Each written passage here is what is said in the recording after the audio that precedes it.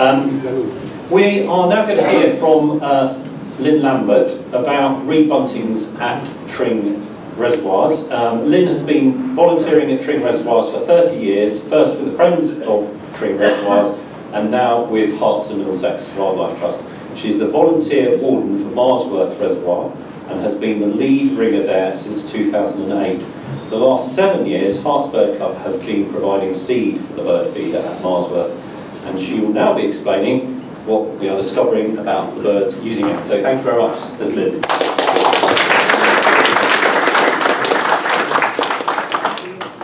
Thank you for inviting me along. So yes, it's really just a sort of a bit of appreciation for providing the seed, and I'm going to try and show you some of the work that we're doing with Reed Buntings and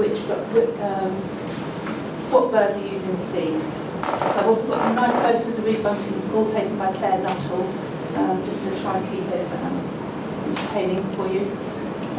So, as far as I know, at Marsworth, there's always been a relatively small breeding population of Reed Buntings, maybe 10-15 pairs in the reed bed, and it's swelled in the autumn by a few hundred Reed Buntings that come in to feed and roost within the reed bed. Reed Buntings don't actually travel very far. In the UK, they're quite sedentary. I looked at some of the recoveries that we've had in the last, I think it's the last 15 or so years, and you can see that the furthest one we've had was a bird from Yorkshire that came down in the autumn, and that was an autumn bird, a young bird that was dispersing. But most of the recoveries that we get are just within the reservoirs between Wilstone and Marsworth.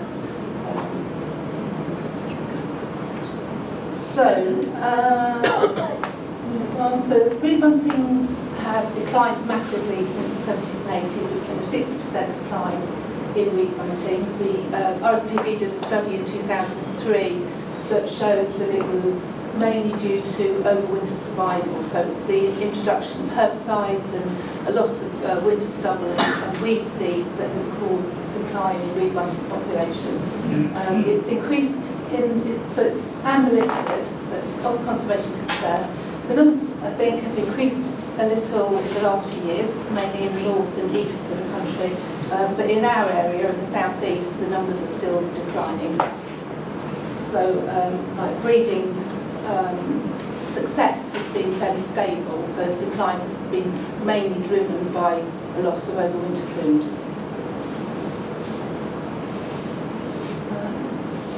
We thought we would like to provide seed for the birds over winter, and in 2012 we put a hopper in the reed bed near where the birds roost. Mick Court made this hopper originally, and we tried various types of seed. We tried lots of sort of mixed seed, canary seed, Lynn seed, and so on. But we now just use millet because that's the one that the Reed Buntings like most, and not other species, so we don't get loads of bluetits coming in feeding on all the seed. We keep it filled October to March, and we use about 30 kilos of seed a year. We wanted to see what birds were using the seed, and we originally put mist nets around the hopper to catch the birds. But in 2014 we started colouring them, and we have a trail camera focused on the hopper. So that's it there on the bamboo pole. There's a trail camera looking at the hopper and seeing what birds are using it. These are the kind of images that we're getting with the camera. So you can see there the birds have all got, most of them there have got colourings on. We used 11 colours, 2 different colours on each leg, on one leg and a metal ring on the other leg. So it actually gave us over 200 combinations that we could use. And we can get quite a lot of information on which birds are using the hopper without having to catch them again. I've got a little clip of the birds, a little video. If I can get it moving. How do I do that? Oh, so it's very entertaining. You can spend hours sitting looking at little video clips and trying to work out which birds are there. Trying to tell the blue from the red, well, the blue from the green really is more of a problem. But we're interested to see which birds are using the seed. Obviously, to support the breeding population, we wanted to know that males and the females were getting to the seed. Males are bigger, but we haven't found that they dominated the feeder in any way. Here, in fact, but I think it's mainly females. We've got a male there on the right, but they all feed together fairly peaceably.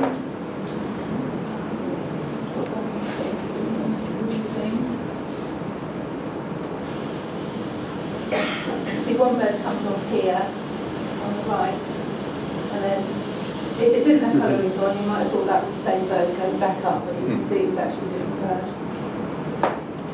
You get a few individuals that seem to want the hoppers themselves. You get a few little spats between them.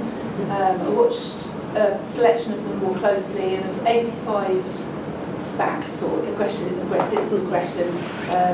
actually 56% of them were instigated by a female.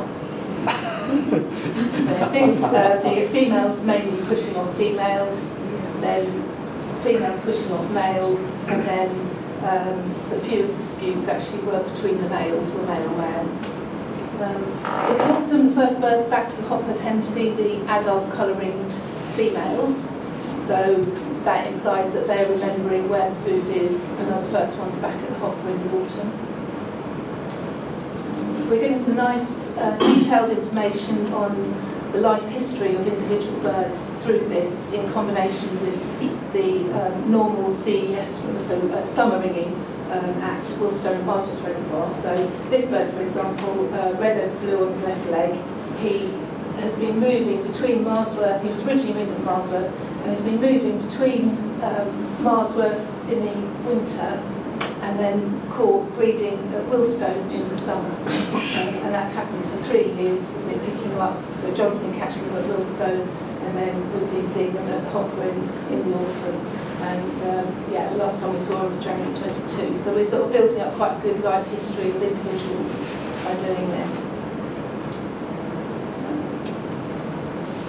Here's some males feeding together, just to show that they can all happily feed on hopper at the same time as well. This is them in October, sort of first coming back to the seed, so they're not quite so obviously males there, because they've still got the sort of brownish fringing on their heads. But those one of the front might be a female, but the rest are all males. We've had a few issues. The camera that we used originally, although it's a little bit blurred, the colour rendition was quite good actually, and it was quite easy to tell the red from the pink and the blue from the green. But when we replaced it, we found it quite hard to find a camera that gave natural colours. They're all too bright, so the colours blur into each other, and it's quite hard to tell. And also we need one with a narrow field of view, because if you have it too wide, you catch the reed at the edge of the hopper, and you end up with like 500 clips of an empty hopper and a bit of waving reed in the wind, which is quite annoying.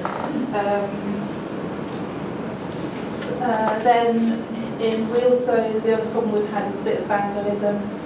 In 2023, we came down to the hopper and someone had been trying to obviously climb on the hopper. We sort of rather optimistically fixed it, but then in June I came down and it was all burned. And there was I'm missing a picture there, but there was actually quite a big section of the reed bed that had been burned down as well. So I was just hoped there was nothing actually nesting in that area. So that was quite annoying. So we obviously had to get a new hopper, and we've moved it to a different part of the reed bed, which is boggier, and you can only get to wellies. So I'm trying to deter a few visitors. So people and traders won't get to it. It was sad though, because when we moved it, we didn't get many birds that following winter, and it was quite sad to think of them coming back to the site of the hopper and not finding the seed. We've now moved to a new site. That's Luke there, actually just putting the last of the seed in yesterday for this year. But you can see that even though it really wasn't that far away, you can see that the number of birds that we caught after moving the hopper, so we caught 96 individuals in 2022-23. We moved the hopper, and the next year we only caught 27. But this year we're now back up, and we caught a few yesterday, so we're now back up to about 80 individuals this year. Is it helping them to survive? Well, we haven't got a very scientific study. We'd need to do a more focused study to be actually say definitely that the seed is helping them to survive. But we can say that there has been a statistically significant increase in the number of long-term reed traps that we're catching. So in this table is showing the first column is the number, you've got the year, then you've got the number of individuals, birds, so that's new birds plus first-time reed traps that we've caught that year. The second one is the number of birds that were ringed more than 2 years before that year. So if you look at 2013, for example, you've got 85 birds we caught that year. 5 of them were birds that were originally ringed 2 years before that, so 2011 and earlier. And it's about 5-6%, and those are the figures that we were getting before we started providing the seed. And then after we start, 2 years after providing the seed, the numbers of long-term reed traps have gone up quite significantly, sort of fourfold. So we're now getting, if you look at that last column, we're now getting around about 20% of birds we know have survived more than 2 years after ringing. So it's, I'm pretty happy that the birds are living longer because we're providing the seed, and also that the birds that are feeding on the seed are our local breeding birds. So the seed that we're providing is going to support our local reed bunting population. So that's all I've got to say, really. Thank you very much. Brilliant. It's much appreciated.